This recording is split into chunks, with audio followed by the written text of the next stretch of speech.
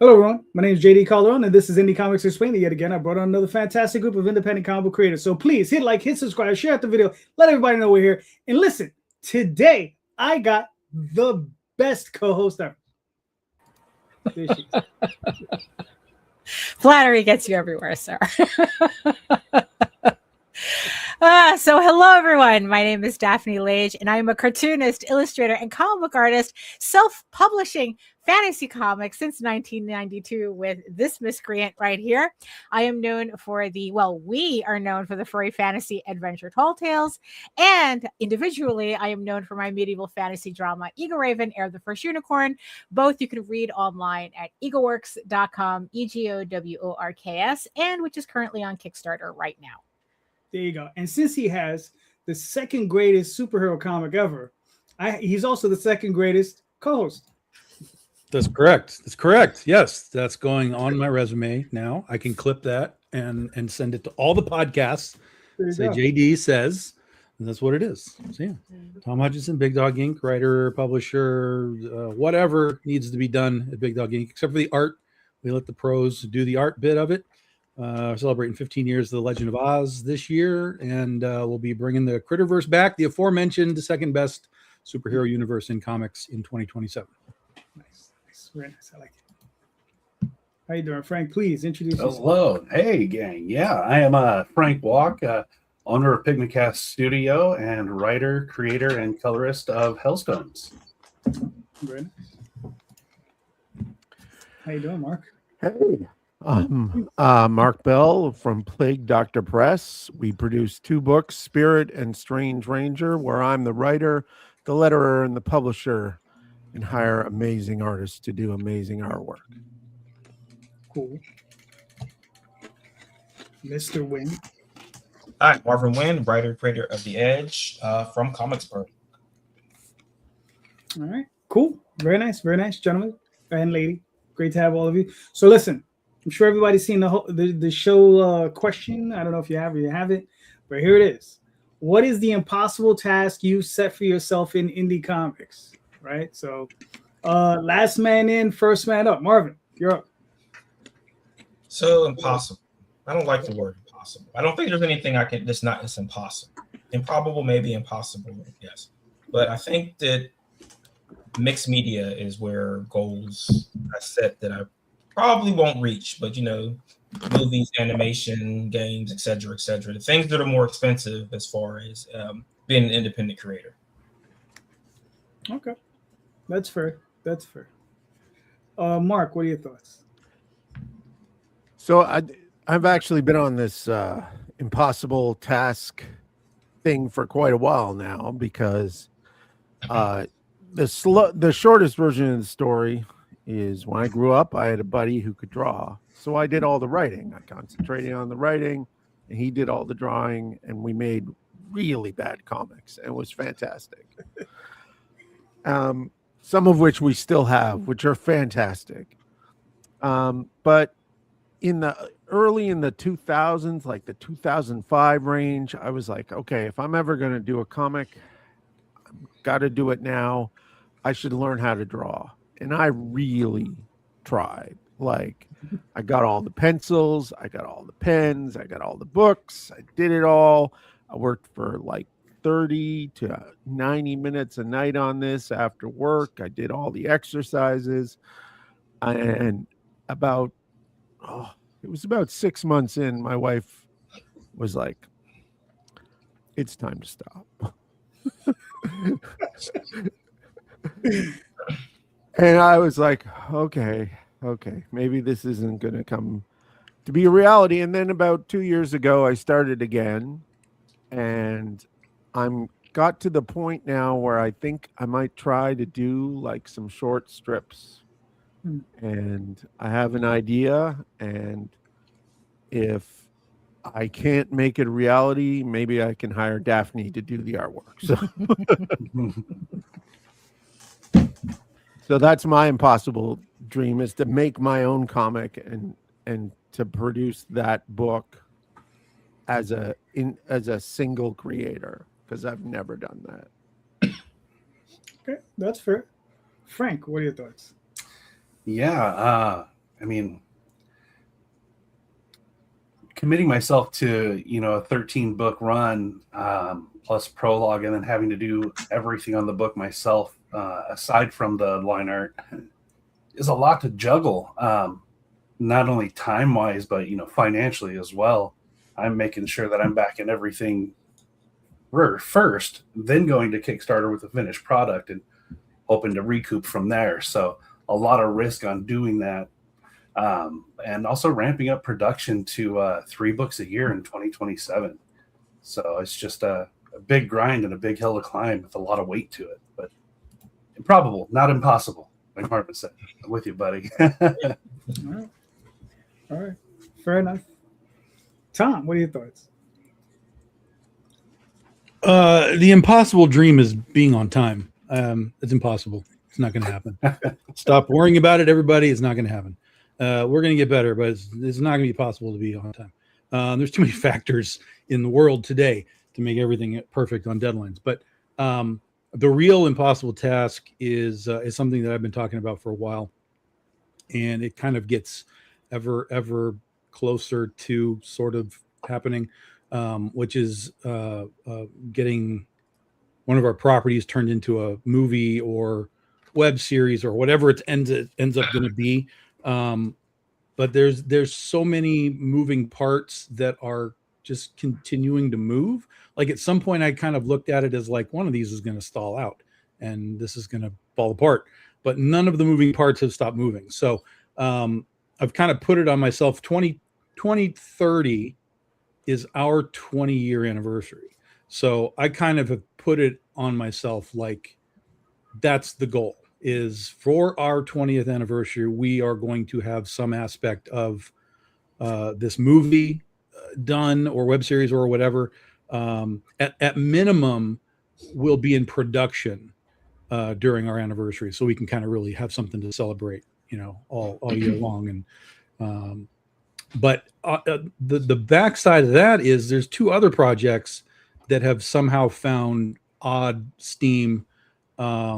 As far as turning them into potential animated series. And we're not going to talk about those because they're even further down the pipeline than this movie that we're trying to do. But interestingly enough, there's a Tony Award winning composer that I know who's like, well, I'll do your theme song. I'm like, what the fuck is going on? Like, where is this stuff coming from? So, I think we've been doing this now for 16 years. I think the consistency of it, even though we've kind of fallen behind on fulfillment and stuff, the books still get out. They still get into people's hands. They still like them. So I think just kind of that consistency has just kind of kept us in this holding pattern of like viability in people's eyes. And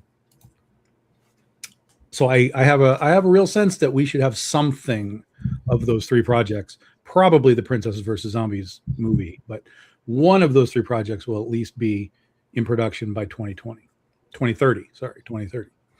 Cool. Quick question. Are you going to be producing, directing, both? Well, for the movie, there is a director that I know who is interested. I have a couple of producers outside of him that have expressed interest. So there's multiple kind of ways that it can go. That's what I'm saying. There's like all these moving parts, and I keep expecting one of them to like just run into a wall and be like, nah, we're out. But all of them keep going. But I know some guys who do really great character or costume design. So like I've talked to them about like, would you do these designs? And they're like, fuck yeah, let's go. So I've got that. I've got the director. I would be producing in some capacity, working on the scripting and the adaptation, the writing of it, and that kind of thing. But I would kind of want, and I've talked to the director. I'm like, I'm not looking for a director credit, but I want to learn what the hell you're doing while we're here too. I want to get that lesson of like, how do you do this for real? So I'm going to hang around a lot. So just have them just be aware that I'm going to be there watching all the steps. But yeah. Well, he might let you do B unit. I'm open for that stuff, Yeah, whatever he would need or think that I'm capable of, I'm game to do it because one of my thought processes was I was actually going to take a couple of years ago. I was going to take 2027 off completely, and I was going to go to film school. Like I had that in my brain. I'm like, this is it. I'm done. I'm stopping. I'm going to film school. But then the comics kind of got a shot in the arm, and all of a sudden, like all that stuff from AP Critter was popping, and the Kickstarters are doing well, and I'm like, God damn it! If I stop, that's a lot of momentum there that just like dries up. So I kind of changed that system, and then when I met the people that know how to make a movie by themselves, I was like, oh well, I'll just learn on the job if I can, if I can put that sort of crew together, and learn that way, and then come out the other end of that and see what I can do by myself down the future. That's the best way to do it. Yeah. Mm-hmm. All right, Daphne, what are your thoughts? My impossible task is actually being good at this. There are days I just hate everything that I do, and there are days where it's just like, well, I'm not doing anything else. So, so it's like, I think it's more, I don't feel like after all this time, I'm going to, I guess, like be the artist that I imagine myself to be, because it's like the goal is just way above my head. And it's like, and the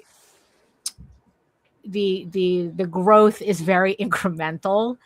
So there just comes a point where it's like, oh, I just have to accept the fact that I am never going to like reach an Arthur Adams pinnacle. So not that the idea is to like, okay, so why bother?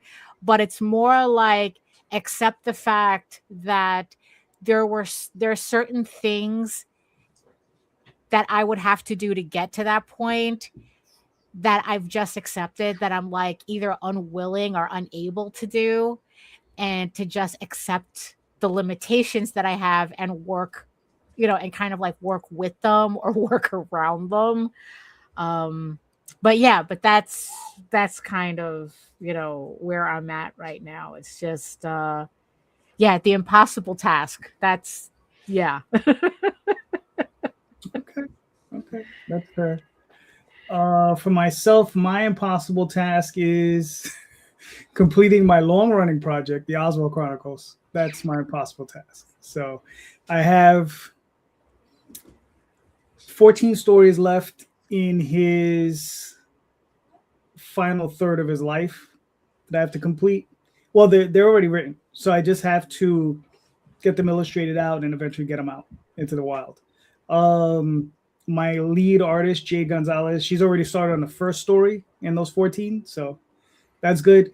And then my second artist, Aurelio Tillis, he'll hopefully be hitting that in the next 2 or 3 months. So, and yeah, that's my impossible task. The other backslash to that is trying to get into the direct market. That's the other one.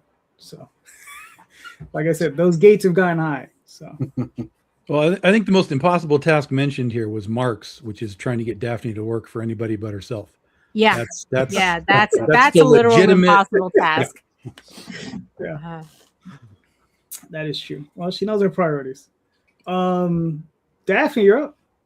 Oh yeah, that's right. Hold on. To take away your credit, I'm sorry. Right. Yeah. So this is something that I've been trying to like percolate as an idea, and I haven't been really able to like clarify it in a way that I think will be helpful to anybody, but I'm going to try here. So unlike other, because I have it on notes, I have my notes.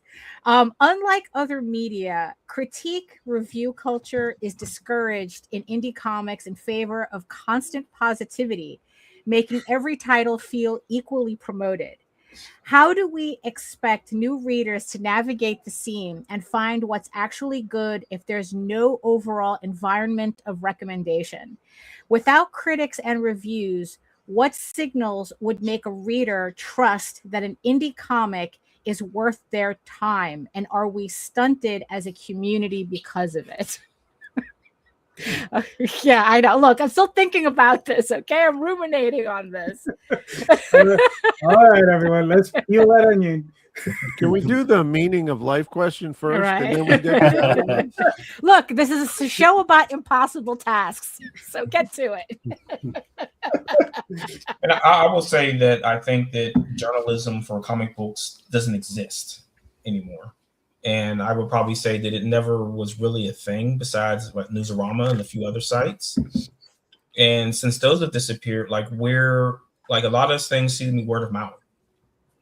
As far as anyone Right. who's reading something that is not something that's already in their wheelhouse. So, Batman, Avengers, X-Men.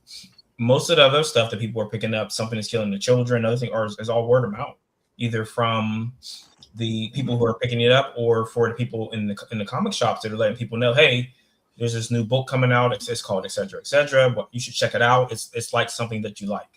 Well, I think some of that though is also based on the creator. Like in his case, he's a guy who did Marvel and DC stuff, so he got that trickle down effect of like, Right. oh, now he does this. So Yeah, it wasn't just like an out of the blue, Yeah. pickup. Yeah, but I don't think comic journalism is a thing anymore, and it No, I hasn't agree. been a thing for like 15, 20 years. Yeah, Daphne. So how are new people supposed to navigate? Hold on, Mark. What are your thoughts on it? Well, a couple twofold. First of all, the way I navigate this is there is some review culture in the other areas that I touch other than comic books, right? So all ages, and there's a lot of parents that do reviews of books and graphic novels and things like that, that I try to get involved in, as well as that sort of reader review culture that goes along with LGBTQ positive stuff like I do. So those two things put together, I've had some success getting reviews.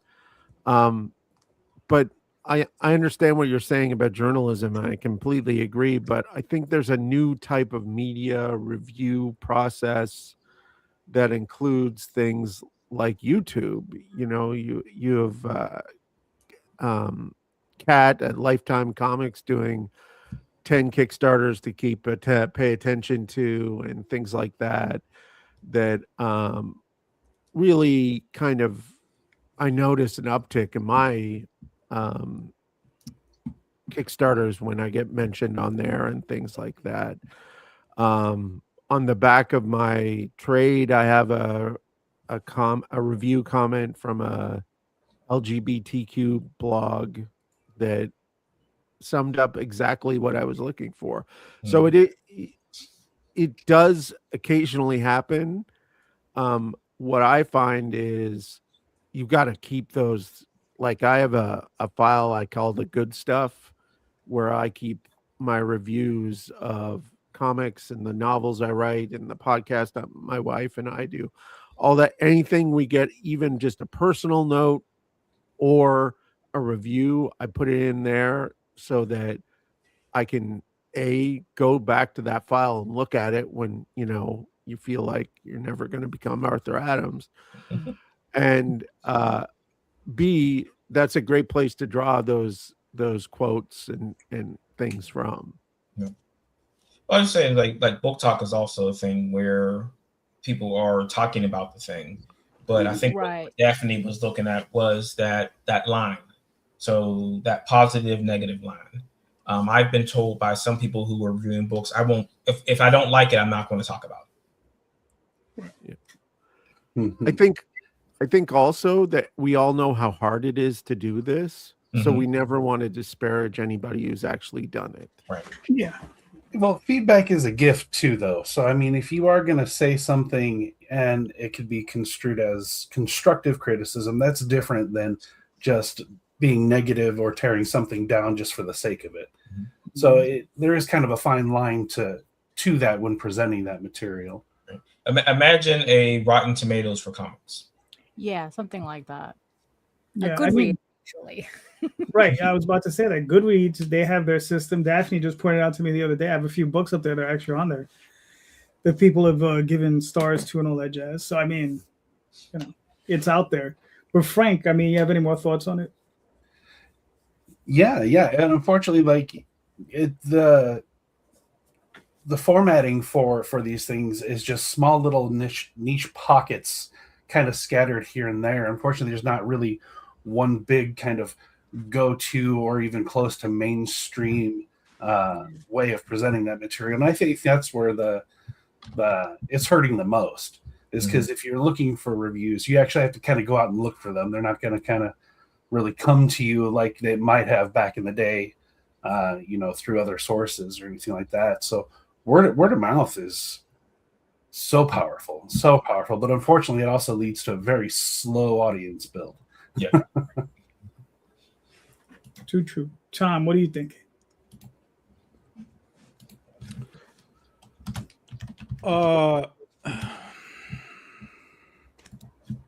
Who cares about reviews, honestly?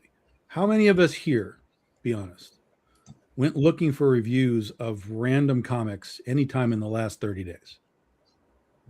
Not your own. I understand searching for your own, but just like, hey, let me find some reviews about stuff. Zero? One time? So it's minimal is the point. It's very minimal, right, Calderon? Well, okay. I normally do it when I'm ordering books, right? So every month I look through the catalog. That's fair. Right? And I'll see some random book from Image, Dark Horse, whomever, right? And that's when I'll go look for reviews, because I'm only interested in buying trades and hardcovers. Sure. And compendiums. Sure. So I want to go find, see, is this a decent book? Does it have decent ratings? Then that's when I order. Right. So of the six of us, the answer is one of us does this. So I have never bought a book because of a review. I buy a book based on what I see. Show me what the book is. Have you watched a movie based on a review? No, I go to the movies to tear movies down. Don't you? You know me, right? No, that was a general question. Like I think I don't. For example, people were talking about Obsession, right? And I asked people, I'm like, is this real, or is this another weapons situation where I'm going to go see this movie and it's going to be garbage? Right. So I asked people about their opinions, but I don't actively go and like, well, am I going to see this movie? Let me read Rotten Tomatoes to make a decision. Like that doesn't happen for me. It's either I've seen something that makes me say, I want to look at that. I want to buy it. I want to go see the movie, or whatever it is. Or I see it and I go, absolutely not. And that's pretty much it. So for me, reviews don't really mean anything. I have looked up my own reviews. I've seen good, I've seen bad. Like they say, don't read the comments. Don't worry about it. Just keep making stuff, right? I do understand the context though here that she's asking about, because it would be cool to have something that is a little more open for the indie world, because there's tons of places that talk about Absolute Batman and Absolute Wonder Woman, and tons of places talk about that stuff. But unless you're like we just talked about, unless you're like Something's Killing the Children, where you've got names attached to it, largely the stuff that comes from Aspen or Zenoscope or Vault or whoever, largely that stuff just kind of goes under the radar and disappears. And it does require that word of mouth. It does require somebody to just take a shot at it and then tell Calderon, yes, this is worth buying when it's a trade. Calderon, go get it. So I even when we had Wizard back in the day, Wizard was great for marketing and all that kind of stuff, but Wizard was really just based around collecting hype. It was based on, you need to have this because number one, such and such and such, whatever. So, I think Goodreads is a great example of what does exist. We have stuff on Goodreads that people have reviewed that I didn't even know existed. But I don't know that review culture is in some capacity. It does exist. Like people will review restaurants and stuff, like, oh, I'm at this place and a thing, and they're taking pictures of their food, but we don't really have people going like, oh, look, click the picture of my comic book and posting that on, that doesn't exist. So but because of the way that the world is right now, I would simply ask, why doesn't it? And if it doesn't, there's probably a reason. And it's probably because the people that are reading this stuff are just like, oh, fucking awesome. This was great. I'm going to put it on my bookshelf and I'm going to wait for the next one to come out. And, Right. it's just a calmer group of people that they're not like actively, yay, yay, yay, yay. It's just sort of like, I enjoyed it. This is good. I'll tell my friends, but that's all you're going to get. Yeah. But I mean, and speaking of the restaurant world, the reviews can keep a restaurant open. Sure. Or it can shut it down in an instant. Yeah, exactly. Yeah. So I mean, so do you really want that review out there? Right? I mean, but I mean, it's a different mechanism for movies, for restaurants, for games, and then for comics. There's this. It's like a clean slate almost. Yeah. And from a comics perspective, is a feature story more valuable than a review? When we really know what's really valuable is somebody on Blue Sky going, I read this book and the art is awesome. Here's a picture of it. Yeah, that's the influencer culture is what indie people unfortunately need. They need, but again, that's just word of mouth. All that is still word of mouth. It's just a different level of word of mouth. So if you can get your books into the hands of people that talk about comics all the time and pray to God that they like what you've given them, that can give you a boost in an instant. Yeah. And if it's like Mark was talking about, it's sometimes it's very genre specific. Like if you do a steampunk book, there are steampunk communities that you want to get it into. Don't worry about comic book communities. Get it into the steampunk community and send it there.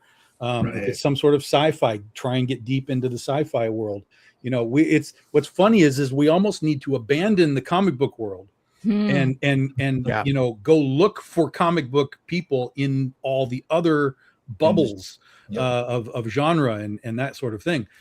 Because really the reality is that the comic book world is basically Marvel and DC, and that's the bulk of what those people talk about. But that doesn't mean that there aren't steampunk people out there that are buying Lady Mechanica that don't care about Batman. You just have to go find those other bubbles and be like, hey, I make a steampunk thing. Here it is. And, hope it's good enough for them to lose their mind over it. That's an interesting and pretty valid way to look at that. I hadn't looked at it from that perspective before.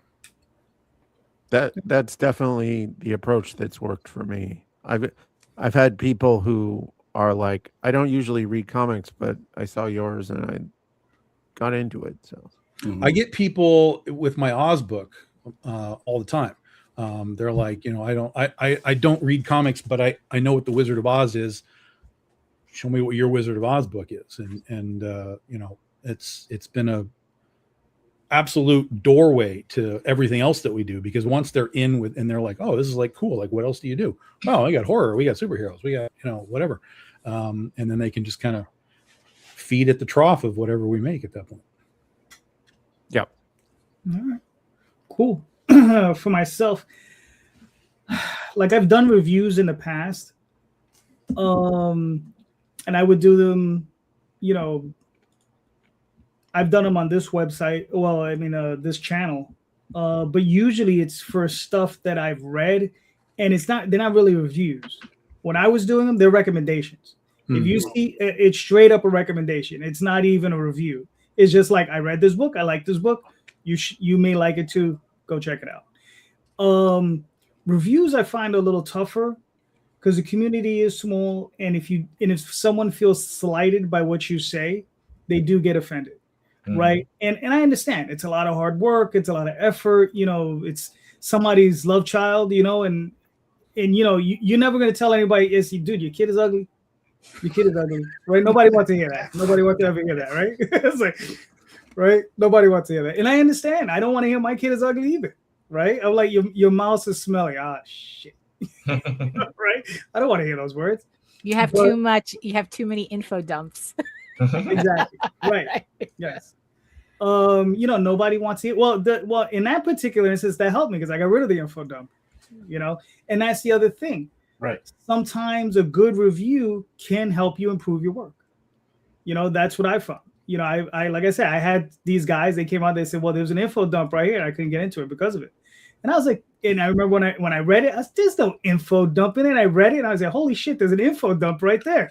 Exactly where they said it's at. And I pulled 5.5 pages out of that story, and I just ripped them right out, and I had to marry pages, all this crazy stuff in Photoshop, but I got it together and it reads much better because of it. So sometimes a review can help.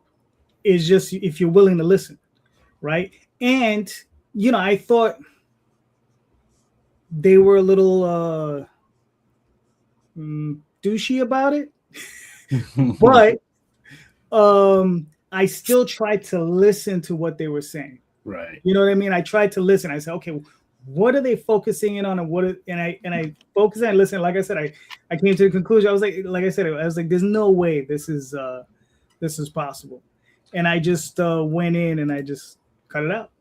Well, were these guys that did the review?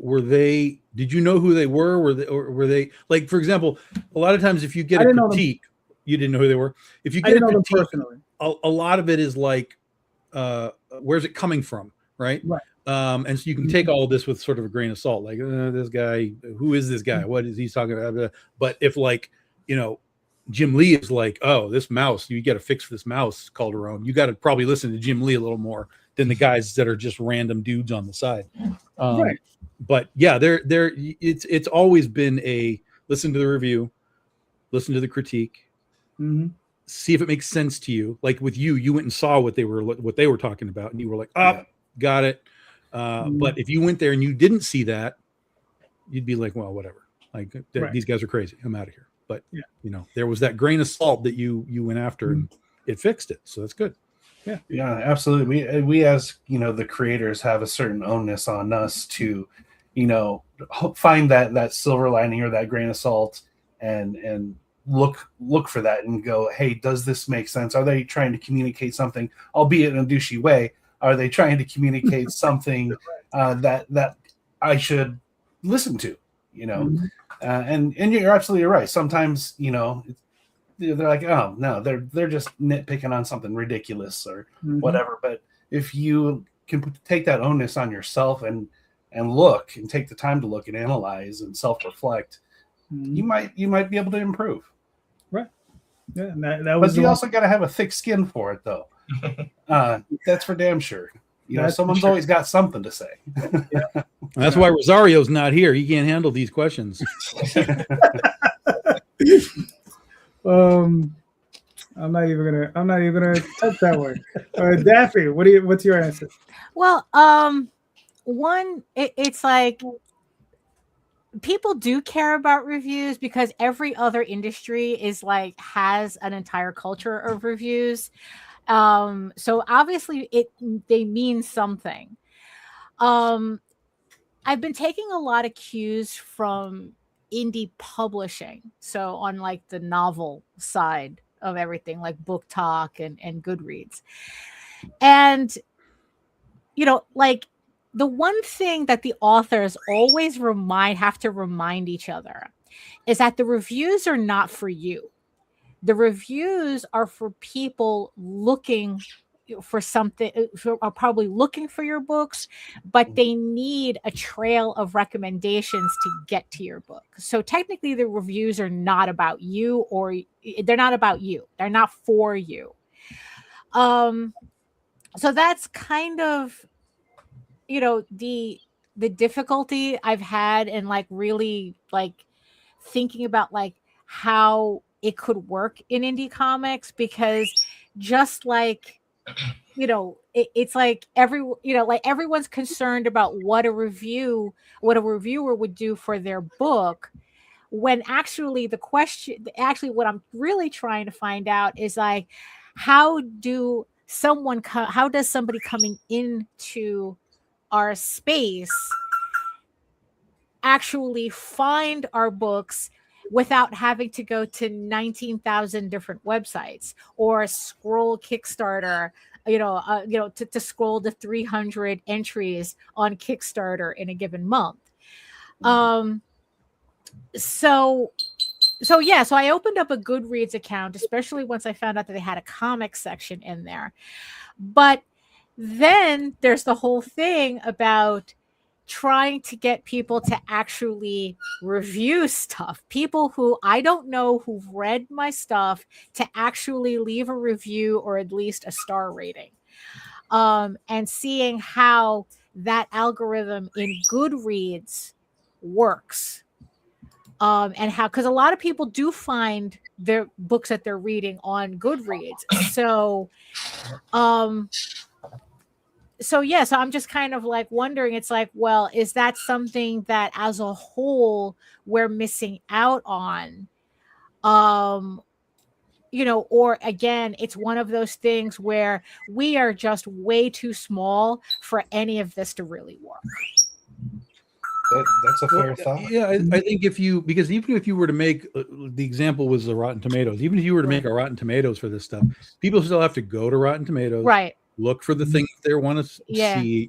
Obviously the front page changes and there's things there, but to me, everything is a search. I mean, everything is a search at all times, even if you have some kind of an aggregate like a Rotten Tomatoes type of a thing. So, it comes back to the stuff you don't like, Daphne, which is marketing yourself and putting yourself out. No, fuck that shit. In whatever capacity that you can, either on your own or through a influencer or whatever. But that's where it So that's where it comes to, because like I said, I watch all these authors, and and it's like, in the whole thing, whenever they're about to release a book, they have like a whole thing called ARC, advanced review copies, where they get like a team of people to read their stuff and to purposefully leave reviews. Like, that's the point of people. Like, it's like, okay, I'll let you read my book in advance of everybody else,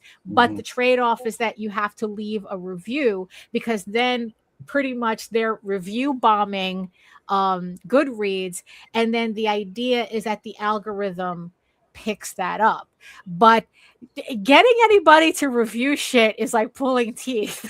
You can't get people to comment on this podcast. Right? How are you getting people to go to a website, click on a thing, write some sentences? Well, like I said, it's like but it could be. But then again, I'm also I'm also talking about authors who probably have like thousands of people who read their books and are in their circle already. So that momentum does something when it happens. But again, it's like, it's like, what, post it one more time to Facebook and once more time to Instagram is not going to all of a sudden, give me visibility, or add or make it easier for discoverability,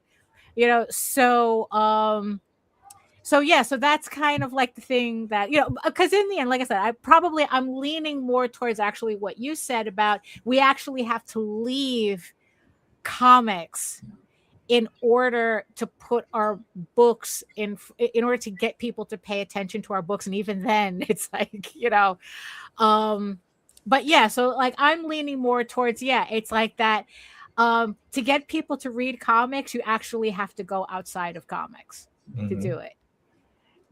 And that's like, and that we're not big enough as a community. Because this is also the thing too that kind of like crossed my head, is that in indie comics, in our sphere, there's probably more people creating comics than reading comics.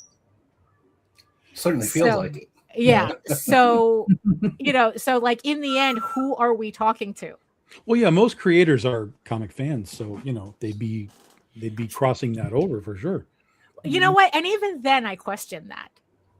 Like they're fans of their own comics, but very, very rarely do I see people talk about. Do I see other creators talk about other indie comics? Like you can ask them, what, and they'll tell you all day about like The Walking Dead or like Saga or whatever, whatever's coming out at Image. But I'm talking about, do you like? They don't read other micro publishers. Oh, okay, sure. Yeah, so it's not helpful. Even when there are fans, it's not helpful because they're not reading the books in our circle. They're reading mainstream stuff and mainstream indie, because I think in the end that's what Image Comics is. But they're not reading the books of, I guess, their peers. I guess, so we don't gain anything from that help because there is no help. So that's why it's like I'm kind of that's why I'm like having trouble percolating this. But I think it's like, it's the whole like you got to leave comics. I'll say that from a different perspective is that I go to conventions, comic conventions, and I go to book fairs. I've never book fairs. Book fairs. I have never at a book fair had anyone tell me they don't read comics. I've heard at multiple comic shows I don't read comics. Yeah, that is the strange thing, right? That is it's not strange when 90% of comic cons are just pop culture cons now. Right. I mean, they're there for the Power Rangers, and then they just wander around and eat a burger. That's their day at the con. So, like if you were to go to Heroes Con is a comic con, is a comic art con. Yeah. Nobody's going there looking for Power Rangers. They are comic book people. Yeah. So, again, as far as like getting eyes on your stuff, you got to go to the right places, where those people really are. And there are hits and misses within that kind of context too. Right. True. Well, we've already gotten into the fray. So here's Hellstones. Anyway, so 2 out of 10. Good transition. No, it's not. He's here all week. All right. So Frank, please let us know what's Hellstones all about. Yeah. So Hellstones is a gritty supernatural action series that really focuses on exploring the dynamics of power and corruption and what it costs to do the perceived right thing when the world is burning down around you. What's the weight of that? So the series focuses in on these ancient relics, but it's really more character driven. The story is really about the main character Sam and her journey in this world and navigating these powers. Okay, cool. So what was the genesis, like why Hellstones? Like what brought you to this story? Yeah, absolutely. Back in 2015, I was working a really boring desk job, as I'm sure some of you can relate to. And I was just doing some creative writing. And it really ended up just me developing this Sam character. And from there, I ended up writing basically a one-page just concept story. I was like, I don't know what I'm going to ever do with this. Maybe I'll build a D&D campaign around it or something like that. Who knows? And that was back in 2015. But then I started getting into the indie comic scene as a digital painter and then as a colorist, and started to learn the production side of comic books. And that's when I was going through my old files, seeing this, and I was like, this would be perfect for this medium. And I just started writing it and developing it. But yeah, I wanted to do something different, something that I hadn't, something that I would like. Really, I'm writing for myself. I think it's just fun and something a little more, like I said, character driven. Like there is like the supernatural elements to it in regards to the Hellstones themselves, but it's really a character driven story throughout. Okay, cool. So obviously this is the first issue. How many issues in the arc? Yeah, there's going to be a total of 13 books, plus the prologue book that I released last year, book 0. Gotcha. Okay, cool. And that first issue. I'm sorry. The first issue will be 24, 32 pages. What are you looking at? It's 24 pages. Okay, cool. And 2 more questions. When are you looking to launch? Launching this week, July 1st. Oh, very nice. All right, cool. Absolutely. Cool. We're right around the corner. How many days in the campaign? It's going to run until August, so it's going to be a full month. So 30 days. 30 days. That's 30, yeah. However many's in July. 30, 31. Okay. Now, your video, is it long, short? It's about 1:45. Okay. Now that's the wrong question. Yeah.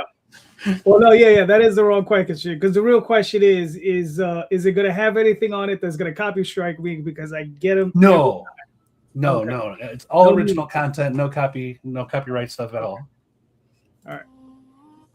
When Michael struck Lucifer from the heavens, his severed wings shattered and became 7 stones.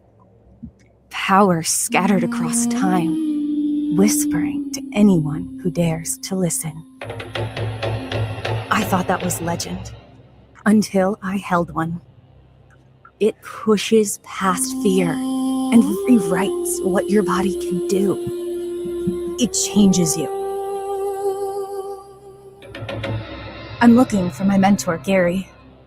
He taught me how to survive, how to fight, and why these stones can't fall into the wrong hands. If anyone can make sense of this, it's him. But the world's tearing at the seams. The Lightbringers preach salvation. Lucian Holdings sells tomorrow. They're chasing power they don't understand. I've stayed in the shadows, kept my Hellstone hidden. Now the hunt's back on. Mercenaries in the brush, lasers rake the leaves. Every step betrays me. This is where I draw the line. I've run long enough. It's time to jump into the fray.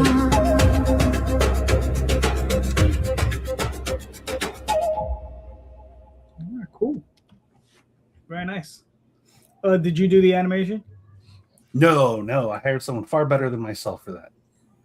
Okay. That's fair. All right. Well, they did a good job. You did a good job with the book. It looks really nice. It looks really nice. So, all right. So cool. So what you said, the 1st? Yes, July 1st. July 1st, Wednesday. Okay, cool. So everybody go check it out. Got to hit that notify button.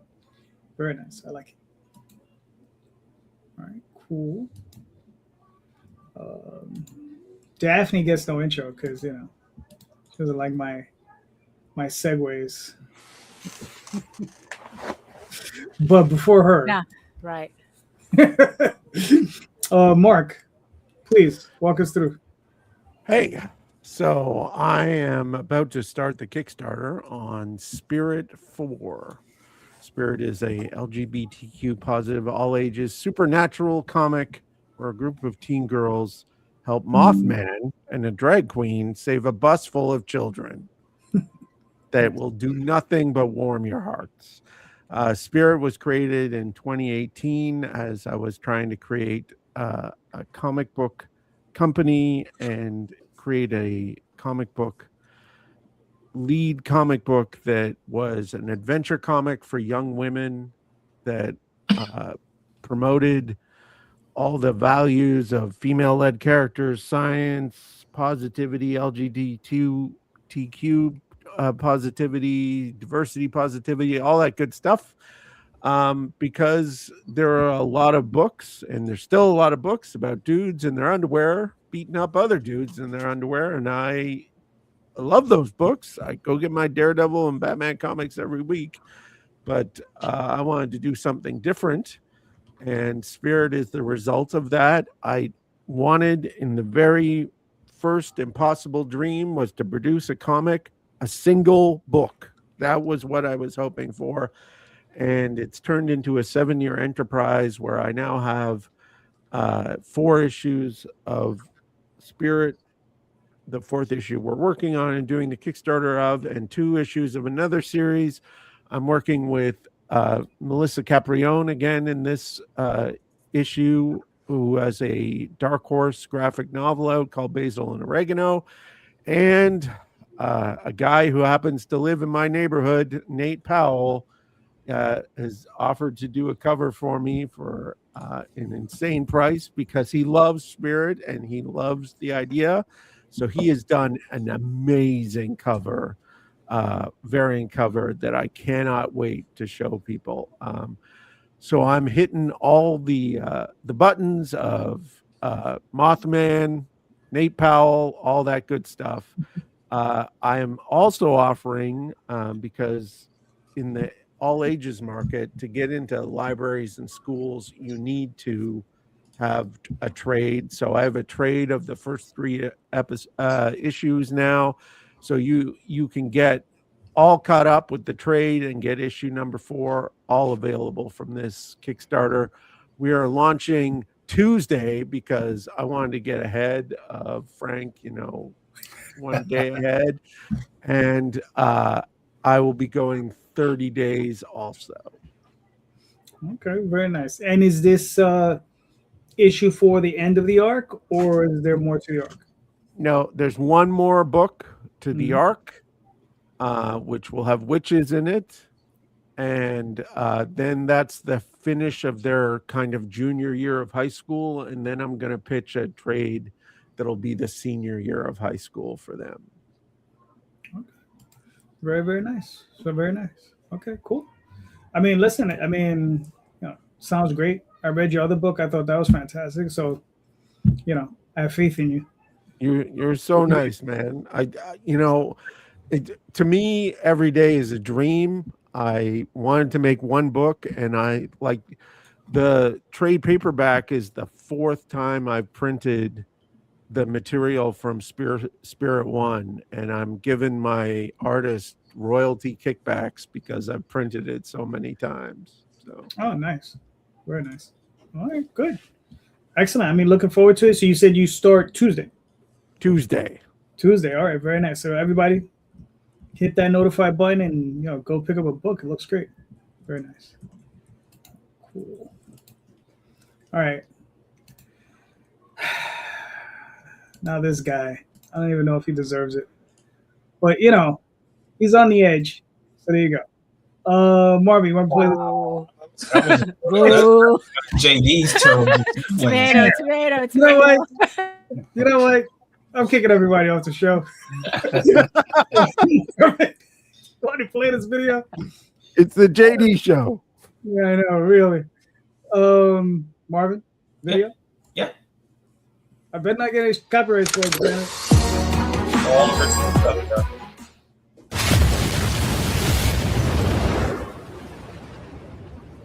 They don't know what it is, can't explain it. All they know is that it's coming for you. They don't know what it is, can't contain it. All they know is that it's coming for you. They don't know if it's real. Top secret classified. But when it comes for you better run it high. They don't know what it is, can't explain it. All they know is that it's coming for you. They don't know what it is, can't contain it. All they know is that it's coming for you. Blame, mystic, interim, Miranda, him, Chip, Tandra. Blame, mystic, interim, Miranda, him, Chip, Tandra.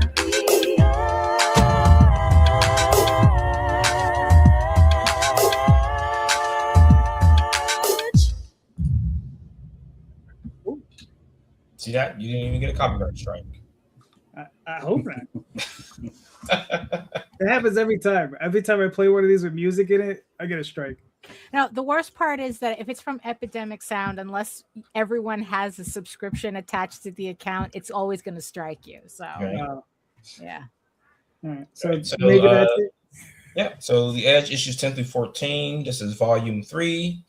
God's Thunder is an organization that hates people with powers. They've recruited someone with powers to eliminate people who have powers. So they can't fight them themselves, so they're going to get someone else to do their dirty work. So they send this Kyret, this 8-foot hulking monster, to take everybody out. So we're already funded, so we're just chasing stretch goals now. Nice. Congrats, man. Thank you. I've got one at 50 backers and then another one at $2,500. All right, cool. So this is what, your 3rd trade paperback? Yes, sir. Okay, cool. And are you still releasing them as single issues? Yes. So even though we don't have a store distribution at the moment, I'm still doing single issues. People still ask for them, so I'm like, I'm not gonna get them yet. So or issues 14 issues of the book right now. Okay, cool. Now, as far as the store distribution, are you still doing the self distribution thing where you're reaching out to individual stores and doing it that way? Yeah. So I've got about 20, 25 stores still on the direct distribution model. But again, it's painful to ship to that many stores. Gotcha. But we did sign a deal with IPG for book distribution. So trades will go through bookstores, comic stores, libraries, Barnes and Nobles, et cetera, et cetera. Gotcha. Since you're going through bookstores, are they returnable, or do you have the option of doing like non-returnability as opposed to, you know? We have both options on the table of returns and non-returnable. Okay. Cool. I mean, Mark, I don't mean to get all into your business, but I'm gonna get all into your business. You know, I'll answer a question if I can. I know. I'm not shy. No, that's cool. That's cool. Now, have you still been trying to kick down the door at Universal and what's the other one, Lunar? Yeah. I mean, we've had talks. I don't think that we're going to be able to cross that barrier until next year. Okay.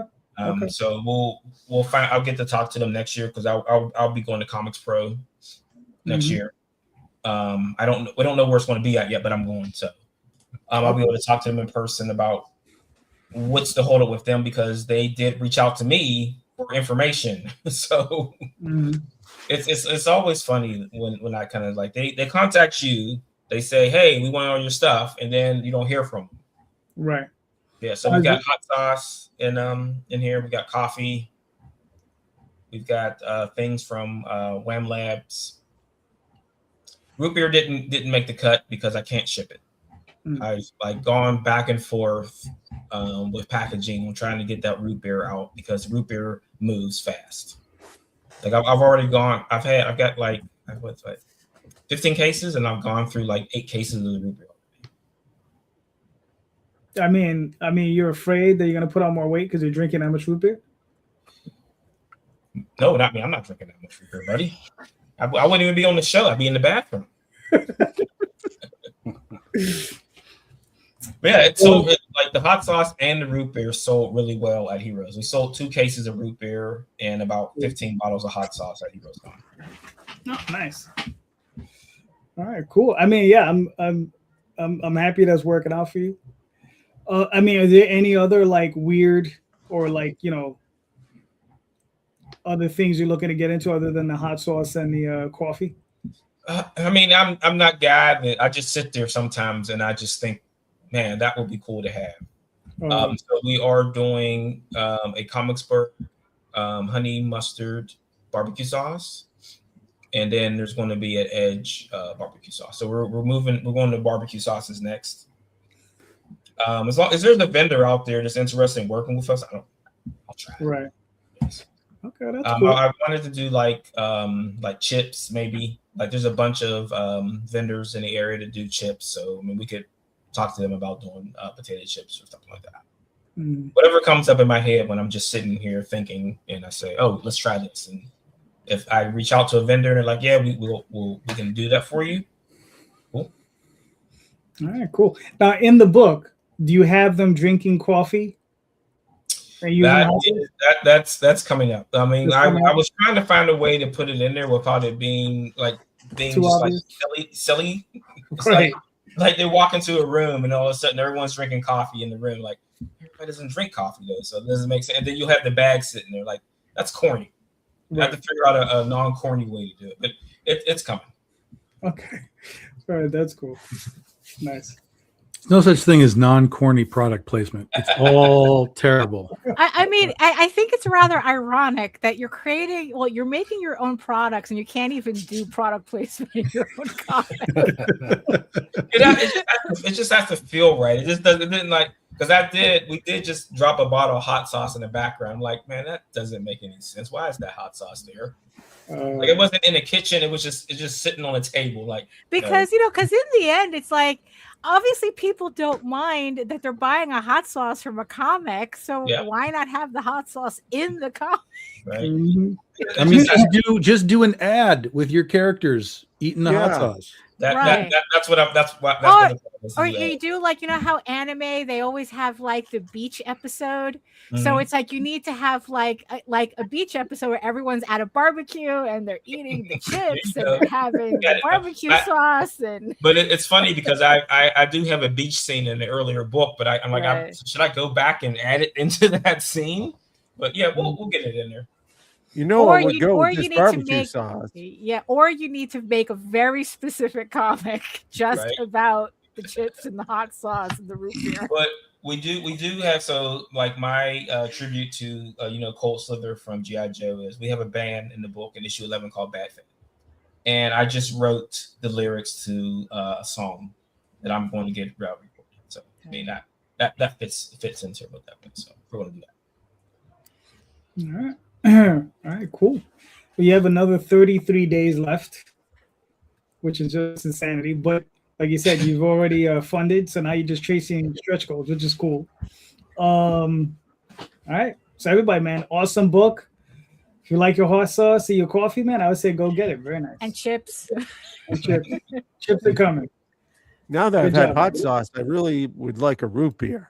Yeah, there you go. That's how you get them, man. It's the old thing with a movie theater. So you sell someone salty popcorn, so they have to get a drink. They have to get up to go to the bathroom, so they miss that part of the movie, so they have to buy another ticket to watch it again. Mm. It's a cycle. All right. So, and this one needs no introduction. Because why? Why? Yes. Yeah. I don't know. You want me to play the video? Yeah, sure. Am I going to get copy strike off of this? Most likely. Thanks.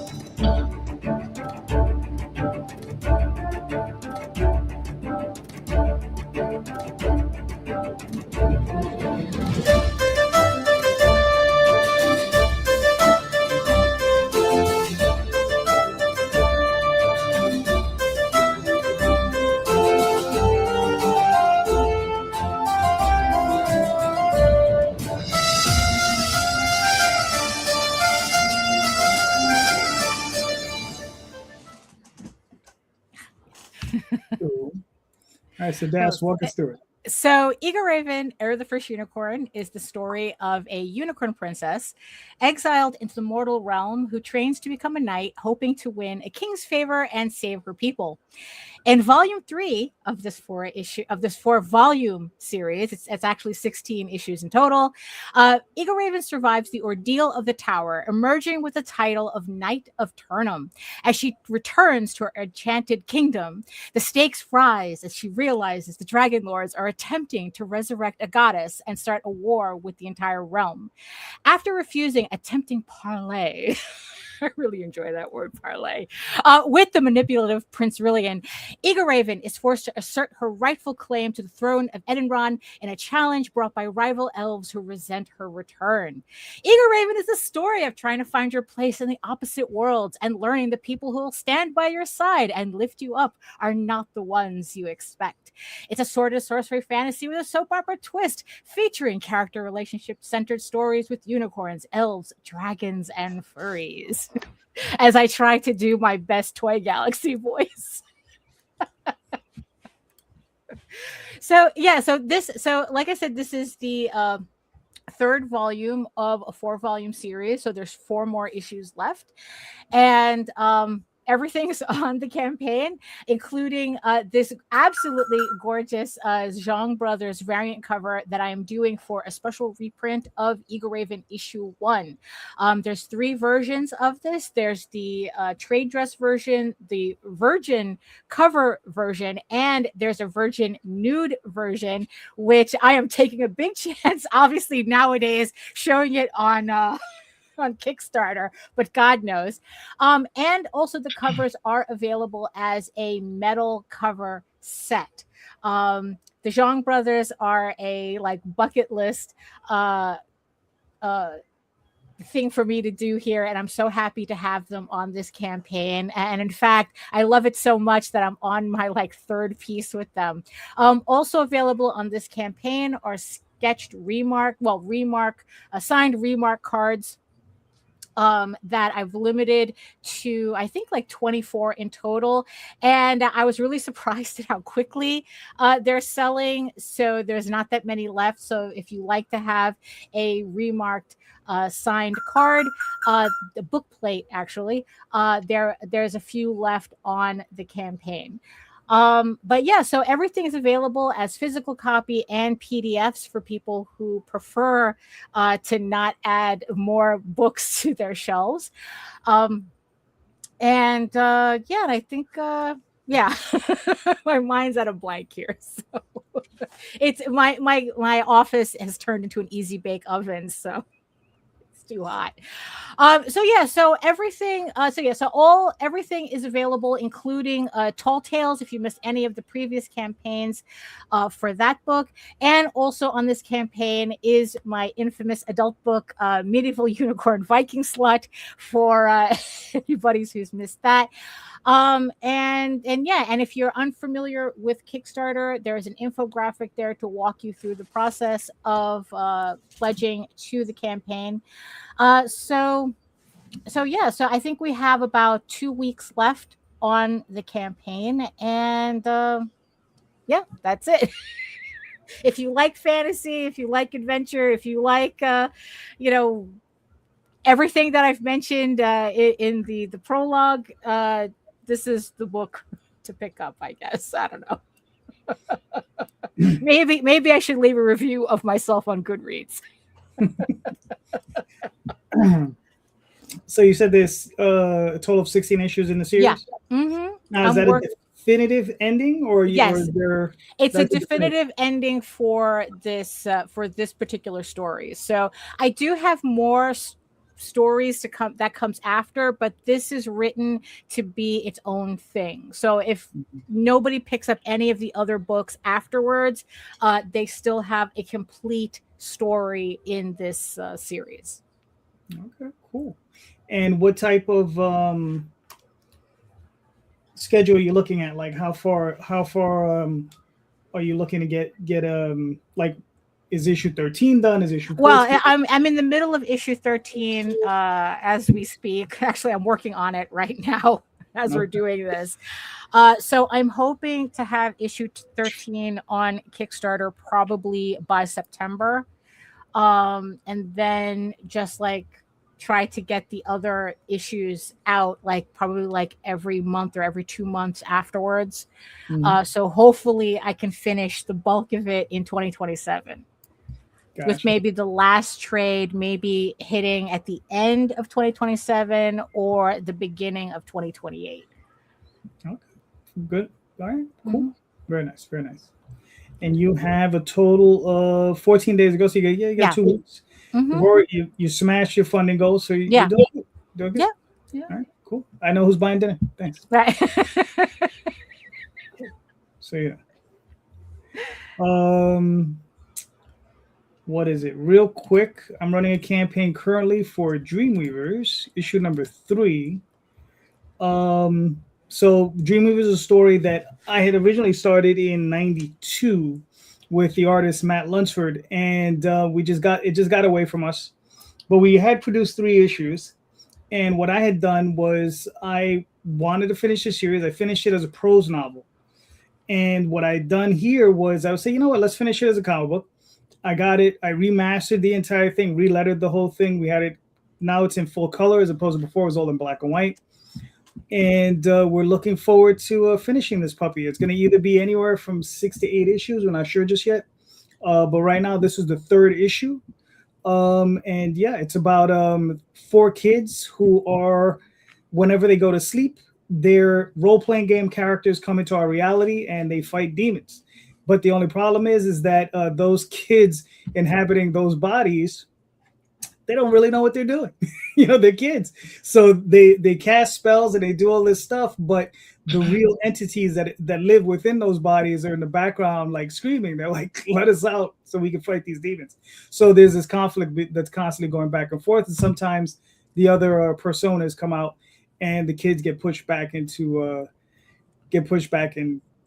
just sit in the subconscious. So yeah. But this is issues 1 through 3, or all 3 of them are available. This particular one is 24 issues, 24 pages, excuse me. And and we got another, I don't know. I started this on Friday. So we got another 27 days ago. We already met our goal, and we're just on our way to meeting more stretch goals. We've already met our first stretch goal. And one of the things that's in there as a stretch goal is a trading card. That happened. That's this trading card is Magique. It's part of a group set that I'm with. Tom, JD, Marvin is involved. So these are the cards that unlock. So you get that with this, and if you back the other campaigns, you'll get the other cards in the campaign, and you can put them together, and they will make a nice, very, very awesome image on the back of those 9 cards. So there you go. Go check it out. Thank you. All right, that's enough for that. Tom, you're up. Okay, what sort of conspiracy theory or like weird world rumor do you know enough about that you'd be able to and be interested in making a comic book out of it? It could be JFK, it could be Roswell, it could be dinosaurs in the Amazon, it could be whatever. What sort of weird thing do you know about that you'd be like, yeah, I could make a story out of that? All right, cool. Frank, you're up.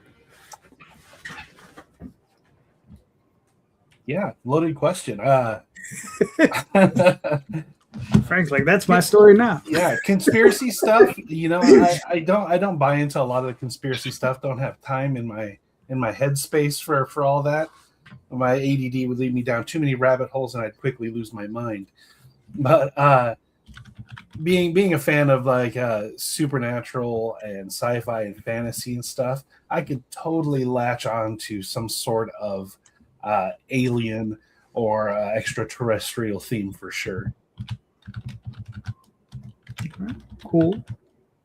Marvin, what are your thoughts?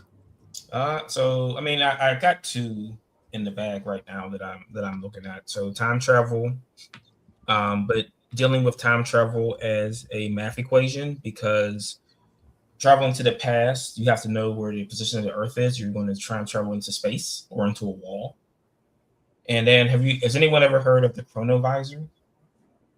Mm-hmm. Yeah. What's it called? Mm-hmm. The chronovisor. Chronovisor? No, what is it?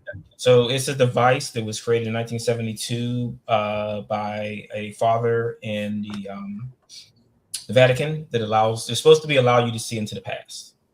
So you can like look into this thing and see past events. But like looking at some of the pictures, I started laughing at a few things that it was showing. Like, nah, why does that man who no one's seen look like the guy that's in a painting that someone has seen? So, but I did see there's a movie coming out, so they kind of blew things out of proportion for me. So it's something that I've been taking notes on. To see what kind of story you can make out of it. Okay. Cool. Mark, what are you thinking? Mark is gone. What do you mean Mark is gone? Mark there. Back here. Mark is There we go. I don't know what happened there. Welcome But I got back in. There's some conspiracy. I was going to say the truth, man, but you know how it is. Kind of all my books deal with different things like that, like a different reality than the reality that's in front of us.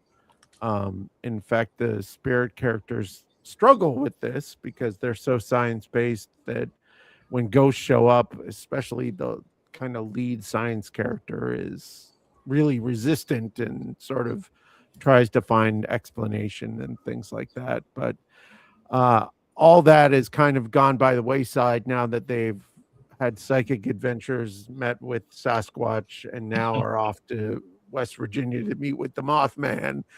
So sort of the interesting thing I have for that is there's a group in my books that have been paying attention to these young women and sort of seeing what they've been doing, and they finally contacted them to help with Mothman here. So they are revealed, like we all were in our junior and senior years of high school, that the world is a much bigger place than we realized, and that you may think you're not being paid attention to, but you are actually being paid attention to.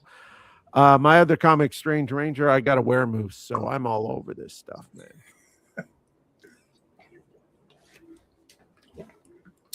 No deer lady? Just a weremoose? Just a no deer lady yet. Just a weremoose named Gord who wears flannel shirts and is a nice guy. So, all right. That's cool. Daphne, what are your thoughts? Well, I have it muted because of the party next door. I wouldn't do a comic of it, but my favorite conspiracy theory is Dulce Base in Albuquerque, New Mexico, and it's a conspiracy theory that talks about how there's a multi-layer underground base that is run by both reptilians and greys.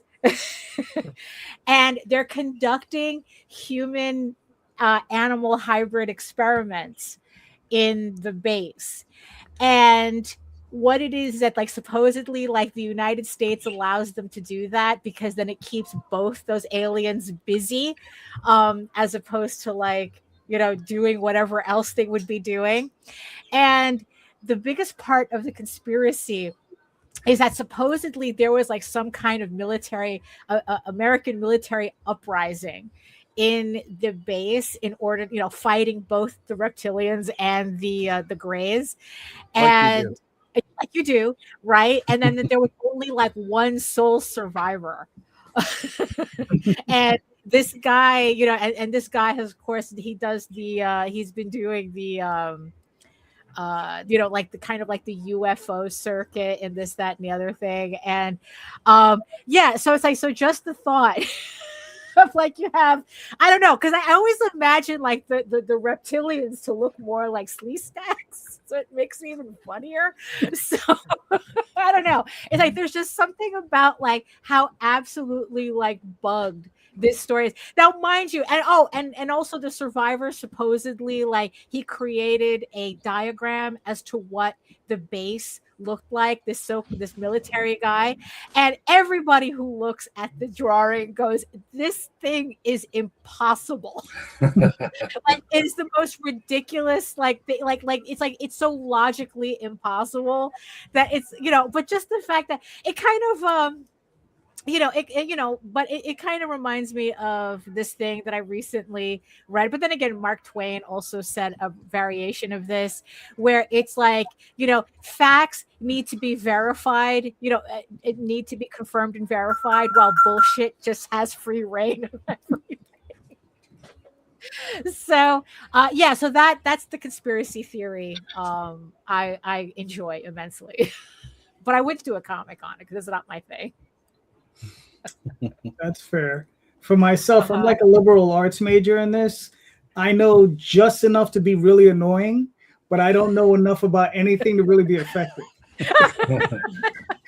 Right? So your mileage may vary, because yeah, you know, it's funny, as much stuff as I've covered in my books, conspiracy theories is never one of them. You know, which is, I guess, is maybe something I should look into. So yeah, Tom, that's where I'm at, man. I could just be annoying. I don't know anything else. So what are your thoughts, Tom? I have found myself really enjoying the flat earth stuff. It's just crazy people on from at every angle. I don't care who believes in the sphere or flat earth, y'all are crazy.